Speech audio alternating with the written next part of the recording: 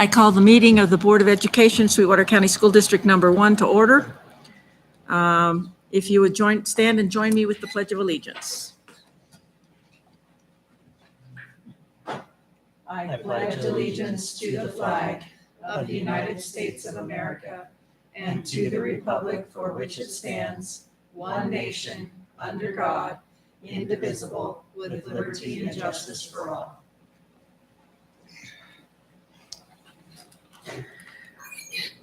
Okay, this is a special meeting to deal with our, basically, a lot of the economic, financial issues that need to be dealt with by the end of the fiscal year. So, Ms. Murray, if you would call roll, please. Mr. Reedy, Here. Mrs. Summers, Here. Mr. Mickelson, Here. Mr. Batolo, Here. Mr. Jackman, Here. Mrs. Thompson, Mrs. Thompson, Chair Jellicoe. Here. Item 2B, I'd entertain a motion to approve the agenda. It's been moved by Mr. Mickelson. Is there a second? Second. Second by Mr. Jackman. All in favor, please say aye. Aye. Aye. Aye. Opposed, nay. Motion passes. Item number 3, entertain a motion to suspend the board meeting and open the public hearing. Is there a motion? So moved. It's been moved by Mrs. Summers. Is Second. there a second? Second by Mr. Jackman. All in favor, please say aye. Aye. Aye. Opposed, nay. Motion passes. Okay, Mr. Duncan? Very good. Very good. Zach? Okay. Chair Jellicoe, members of the Board of Trustees, Superintendent McGovern. It's that time of year again where we go through our books and do the annual housekeeping and cleaning up of the accounts. But first of all, I'd like to give a shout out to all the ladies that helped get these numbers together, and especially to Gina for pulling everything together in this resolution that you have before you. There's a lot of hours that go into it, and I want to acknowledge that and to thank her. I'll start out with some of the funds that pertain to us, and then I'll kick it over to Linda Carter, who will talk about some of the ESSER funds, the ARP money, the SAMHSA, and also the McKinney-Vento, and then I'll take over again and go through the rest of the grants. So I'd like to start off, if I may, Zach. Very good. So for the general funds, I'm not going to go through all of these. We would be here till next week. But there are some highlights that we'd like to point out and then open it up for any questions that you may have. The first item is in the general fund, that $50,000. That is actually money from the rec board to fund the care and maintenance of the fields over the summer. And that's new to us this year. This is the first time that we've used funds like that to cover those costs. The next item down is the transfer to the health insurance fund.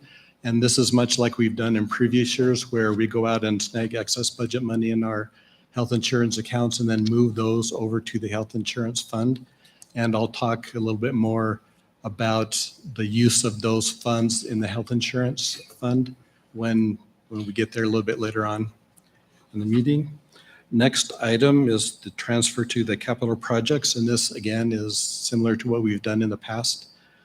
The total of that is 6.7. And then when we get to that fund, I'll talk about the use of those funds and where it's allocated as well. Any questions so far? General fund? Any questions? Please proceed. Okay, the next set of funds, if you go to the next page, please, Zach. Yes, these are the special revenue funds. And as a refresher, the federal government makes us budget by the object code. That's to say the salaries, the benefits, professional services, supplies, equipment. Whereas the state requires us to budget by the function code, and that's to say the instruction support, general support. And so you get a mismatch, and so you end up having to move budget money across function codes in order to spend out the federal funds. And that's what most of these adjustments are. The general nature of these are bringing on new grants to the district, spending out the current and the older grants, and also the final awards of the grants. And there's one here that I would like to hit as number 237, and it's about page 7, Zach.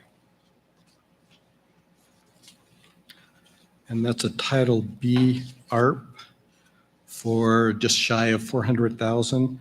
And this is a preschool grant for the 2022-2023 year. Okay, any questions?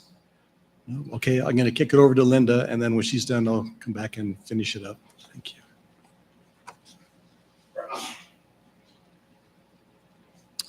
Good evening, Chair Jellicoe, Board, and Ms. McGovern. I'm just following up with the special funds related to a couple of the grants to make sure that there's an explanation that goes with it. With the ARP HCY1 and the ARP HCY2 grants, we actually received additional money for those two grants, and so that's why you're seeing it in this budget hearing and board resolution.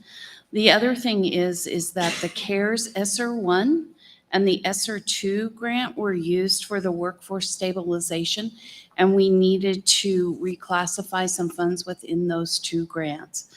The other two grants I want to mention are the SAMHSA grant, and primarily I want to make sure that everybody understands that this grant was awarded to us from WDE as part of a small group of districts. Not all districts have received those funds.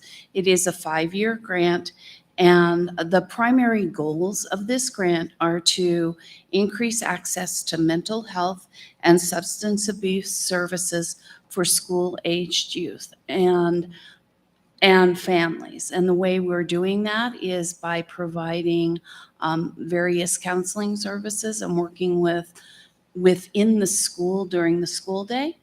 And we are working with community members and community organizations to expand the needs for that related to the grant.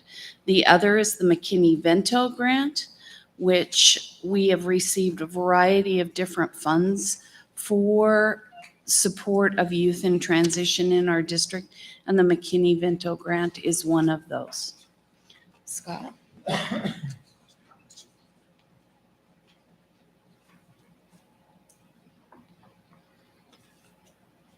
Okay, very good. Zach, can you jump to page 12? It's the Capital Projects Fund.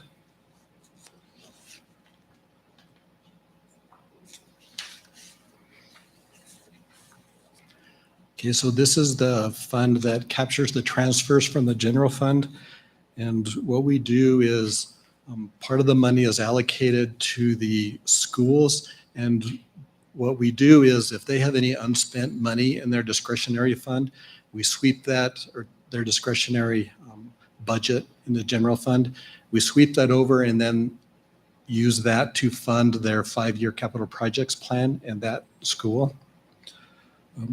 Also of note, there was a little over 2 million allocated to technology, and that's something that we've done for the past few years. And this mainly funds the one-to-one initiatives and other technology needs of the district.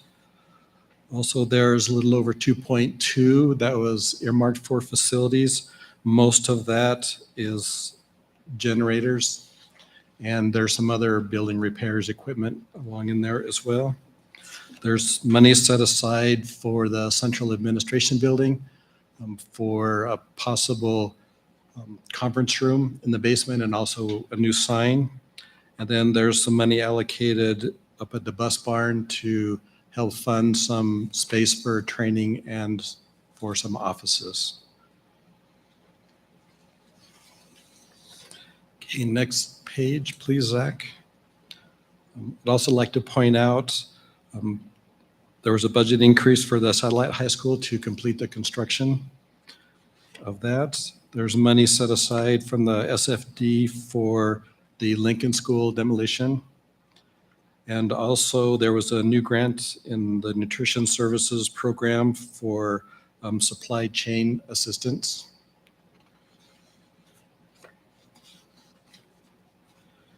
Okay, then Zach, to the second to last page, about page 15.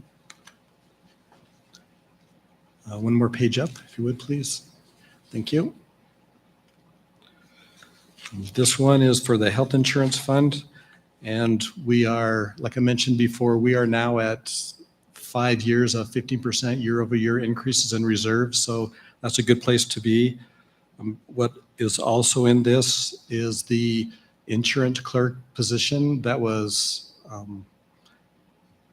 suggested by the insurance committee. And so there are 5 years worth of funds in there for that, but we're going to revisit that after, 2 or 3 years after that position gets up and running, and make sure that we're still getting a bang for the buck and that the costs don't outweigh the benefits of that position. So even though it's funded for 5 years, it may or may not run that length of time. Excuse me, have we filled that position yet? Insurance clerk? Yes. Okay, thank you. There's also a pretty hefty increase in the stop loss premiums. So those reserves go to help fund that. And also some additional lasers that came forth during the quote process for our stop loss insurance. And with that, I'd like to open it up to any questions the board may Any have. questions, trustees?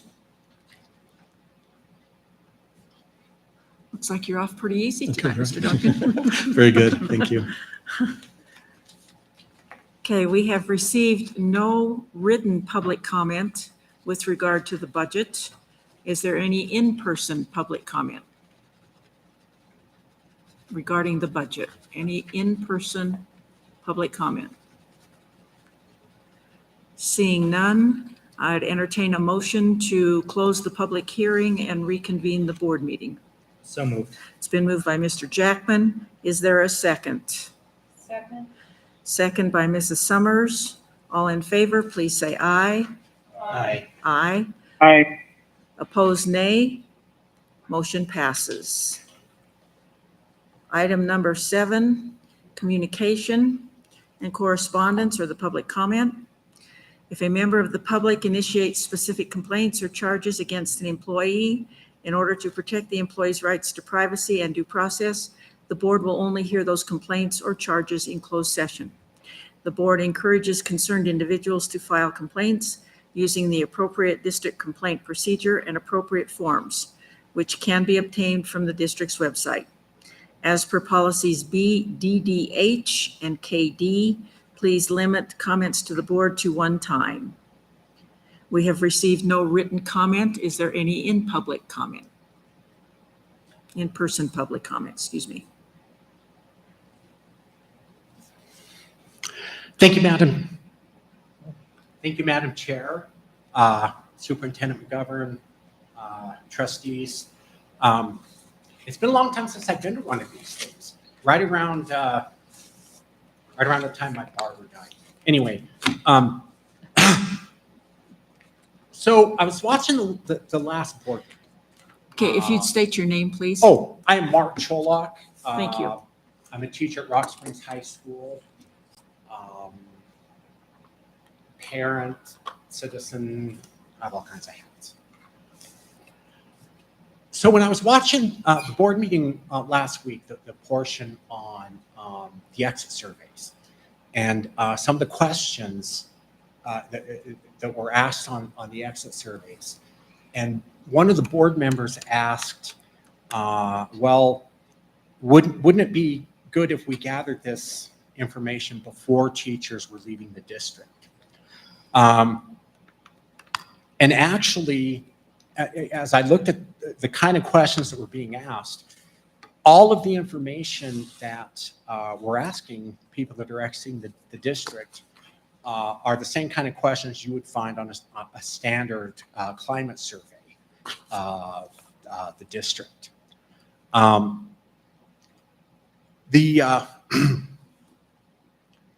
So the last time that the issue of a climate survey came up, some staff members asked, well, how is this data going to be used? And you know what? That's a valid question. A climate survey is meant to be a diagnostic tool. It's similar to when you go down to AutoZone, and they plug your car into that little thing and they tell you what's wrong, right? And so a climate survey could help us identify where problems were, what the problems were, and it would give us a chance to address those specific problems, okay? There is information that happens in classrooms that even the most attentive administrator may not see or may not even realize that the impact of that issue, okay? There's a couple of examples. A couple of years ago, we adopted a cell phone policy, right? We took a really hard line against those devices, being a distraction, things like that. So we got rid of those. At the same time, we went to the 1-to-1 computer ratio. So in a lot of cases, for many kids, we took away one distraction and gave them another. Because I can't monitor what they're on the screen all the time. And when I get close, they punch a button and go to a different screen. That's not something that's going to come up in, the kind of data that gets reported at the district level, or, the kind of information that we're crunching all the time to figure out how to make things better. That's one of those things that you're only going to learn about if you talk to a classroom teacher.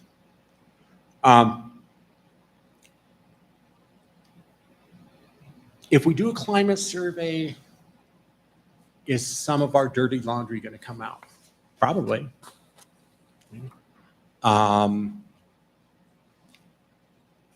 Probably. I think the Teachers Association is probably going to learn some things about itself that we don't necessarily want to admit to, right? I think if we conduct the survey well and present the data well,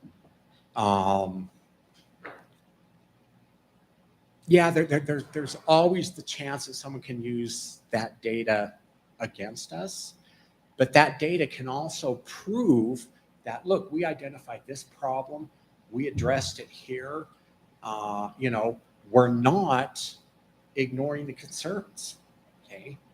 A lot of times, some of the problems that you guys confront, you can't solve on this level, right? Last report I heard, in 2022, teaching sucks just about everywhere, right? That's not something you guys can solve, but there are things that we can solve that I think a climate survey would reveal. And when I say a climate survey, I'm talking staff, students, community, everyone that's involved in the process.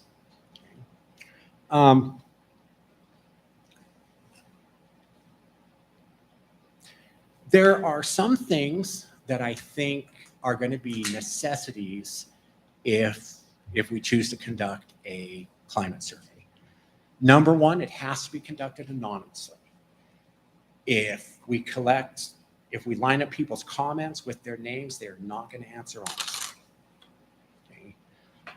Number two, they have to be conducted by an outside source. Okay. Just to ensure the objectivity, to ensure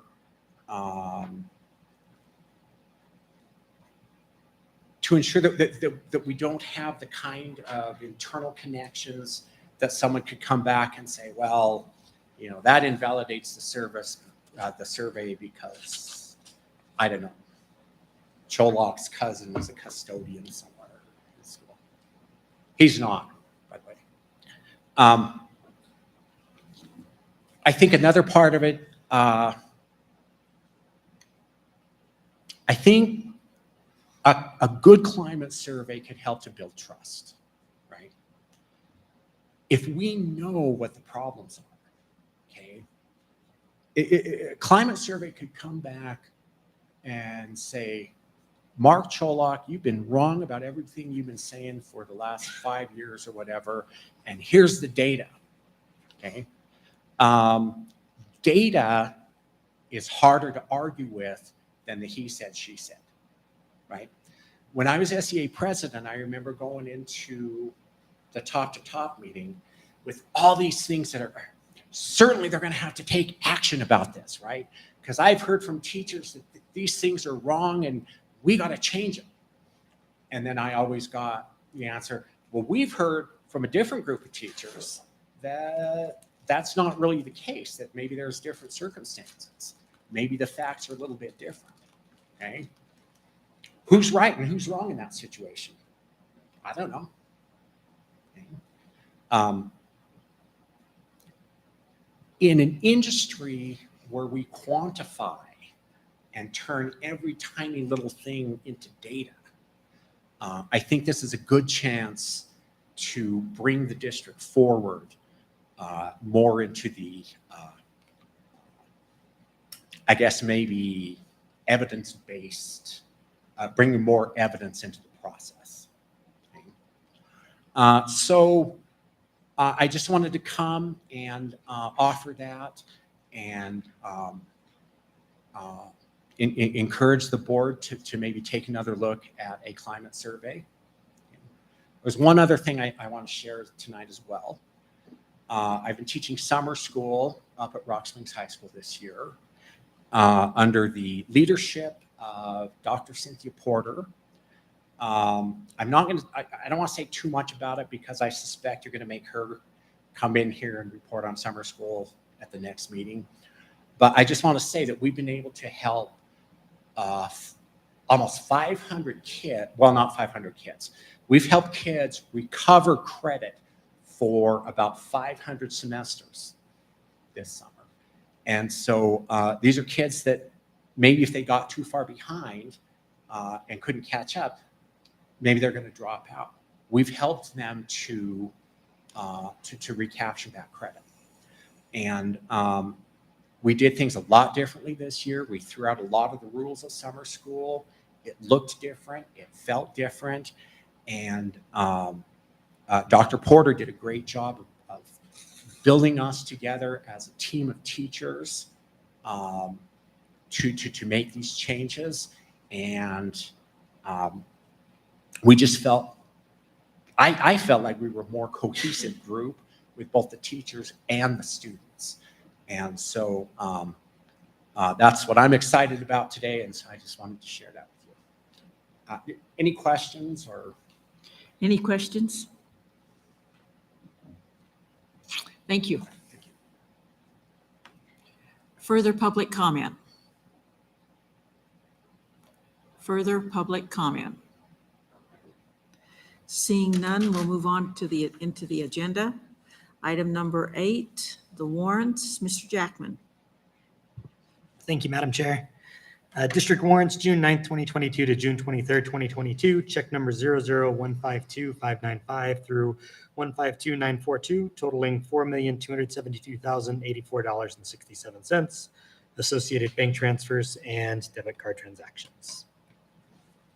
Is there a motion to approve the warrants? Moved by Mr. Mickelson. Is there a second?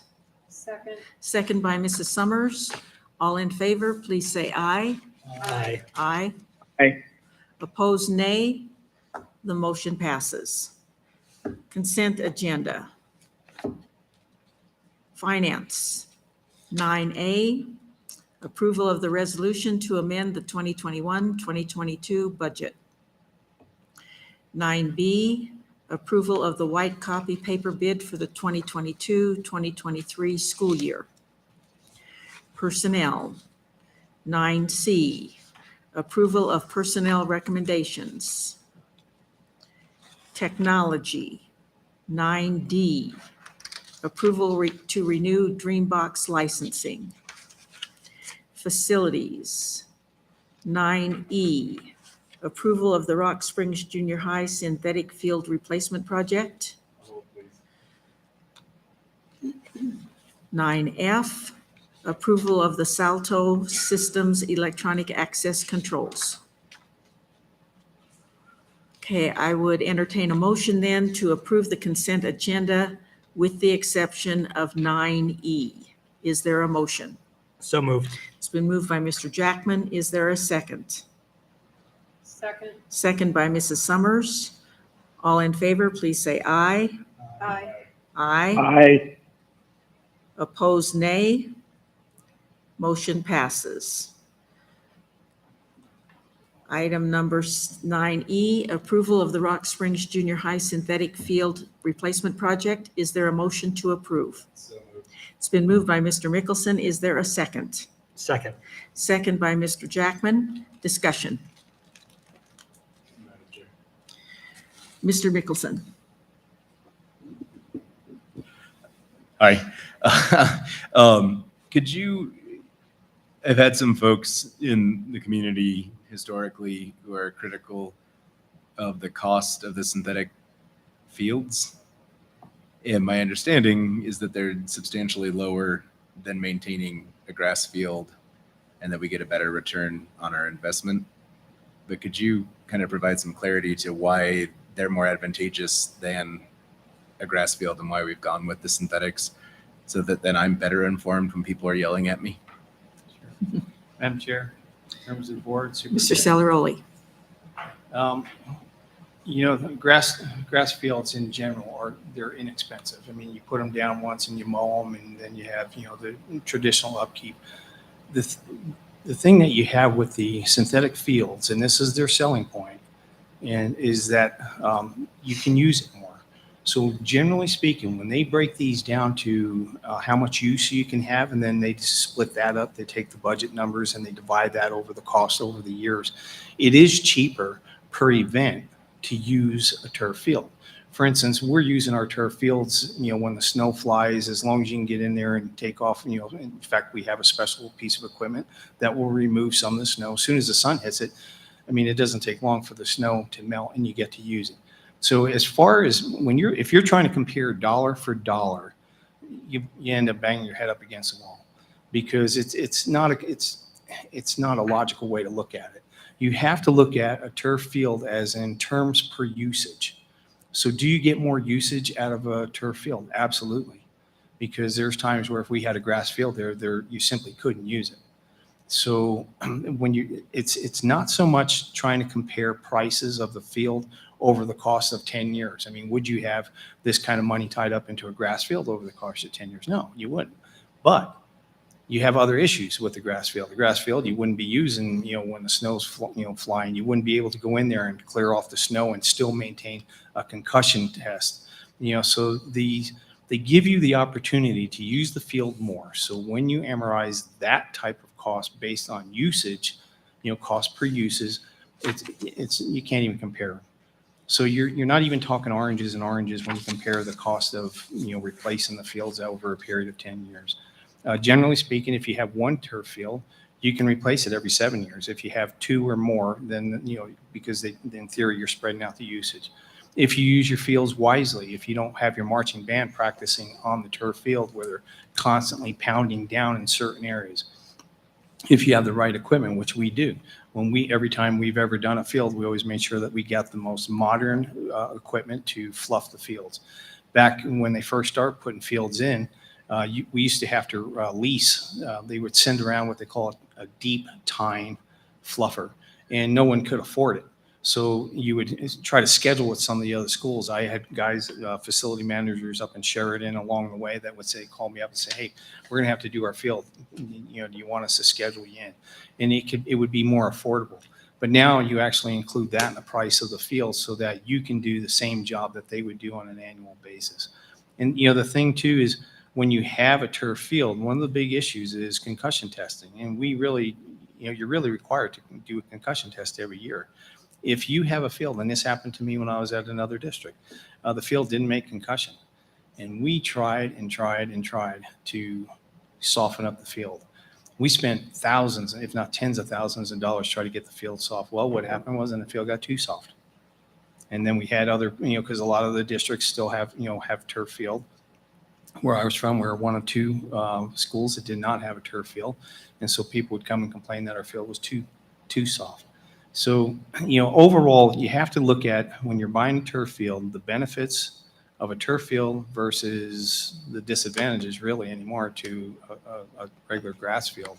So if they ask you, this doesn't seem like we're spending an awful lot of money on a field. It's true you are, but if you look at per usage, A, you don't get that usage from a real grass field. And B, when you do, if you were to amortize how much it's going to cost you, it's going to be pretty expensive because especially today, fertilizing, going through everything that you need to do to maintain a field. Even though you don't use it, you're still going to have to mow it. You still have to take care of it. So if you were comparing apples to apples, that'd be one thing, but you're not. Does that make sense? Yeah. Does it give you the answer that you hope that they'll understand? If not, my door's always open. My phone's always there. Very good. Okay. Further questions? Anyone else? Thank you. So there is a motion to approve the Rock Springs Junior High Synthetic Field Replacement Project. All in favor, please say aye. Aye. Aye. Aye. Opposed, nay. Motion passes. Item number 10, new business. 10A, approval for the district to apply for the Wyoming Teacher Apprenticeship Pilot Program. Superintendent McGovern. Sure. Thank you, Chair Jellicoe, members of the board, and our community. This agenda item actually comes from a call that I participated in last Friday with the WDE. It is a new pilot program that they're offering, I believe, to 3 districts in the state, large, medium, and small districts. They're focusing on phase 1, which is paraprofessionals or substitutes that have associate's degrees, and actually mentoring them through a program to get licensure to become a teacher. And this permission that I'm asking for the board is solely to apply. I know that the funding for this on WDE's level and here for the district, that part was a little bit blurry in the call, and I think they're working some things out and they're flying the plane as they're building it. But what this would help the district do, as we know, we have a teacher shortage. The district has testified for many years at the legislature on the need for stable school district funding. Every year, we are on pins and needles to try to get stable funding in order to do what's right for our kids. So this would be one more step for the district to try and address quality educators in front of our kids that they deserve. And really, it's a grow our own pilot program. And I'm open for any questions, trustees, that you might have. Any questions? Do you see us having a number of candidates or, a handful of candidates maybe? What is your perception at this point? Sure. The one thing that Sweetwater One has done for a number of years is, unfortunately, we have many jobs that we've been unable to fill. When we were at the legislature this last time, we had 69 open positions, and many of those didn't have any candidates to even interview. That number, I believe, now is down into the 50s, but we still are weeks away from school, and we have 50-some positions unable to have a candidate for to bring before the board. So the recommendation from WDE was to start small. So pick a couple of people that fit that category of a paraprofessional or a sub that has an associate's degree, and then focus on them, get the program up and running. as a district level, you can always add more requirements to the fundamentals that WDE is requesting. But their recommendation is to start small. I do see, trustees, that this is permission to apply. If the district was not granted to be part of that pilot program, I believe the district needs to start building our own pilot program for this. I don't see that problem getting better over the years to come. Thank you. Any other questions? Thank you. So I'd entertain a motion to approve the district to apply for the Wyoming Teacher Apprenticeship Pilot Program. So moved. It's been moved by Mr. Jackman. Is there a second? Second. Second by Mrs. Summers. All in favor, please say aye. Aye. Aye. Opposed, nay. Motion passes. Item number 11 is an executive session for discussion of legal and personnel matters. I'd entertain a motion to go into executive session. So moved. It's been moved by Mr. Jackman. Is there a second? Second. Second by Mrs. Summers. All in favor, please say aye. Aye. Aye. Opposed, nay. Motion passes. We are now in executive session, and once again, it is for the purpose of legal and personnel matters.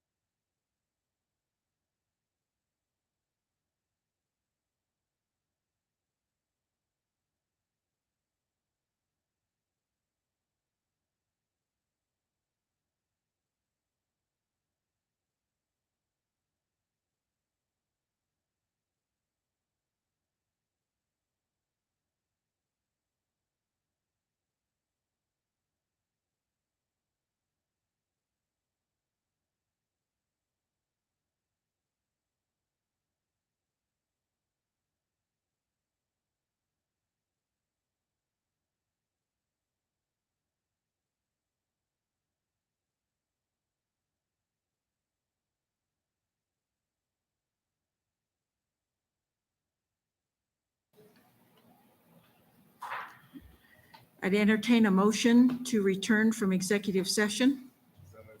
It's been moved by Mr. Mickelson. Is there a second? Second. Second by Mr. Jackman. All in favor, please say aye. Aye. Aye. Opposed, nay. Motion passes. And I would entertain a motion to adjourn. So moved. It's been moved by Mr. Jackman. Is there a second? Second. Second by Mrs. Summers. All in favor, please say aye. Aye. Aye. Aye. Opposed, nay. Motion passes. We are adjourned.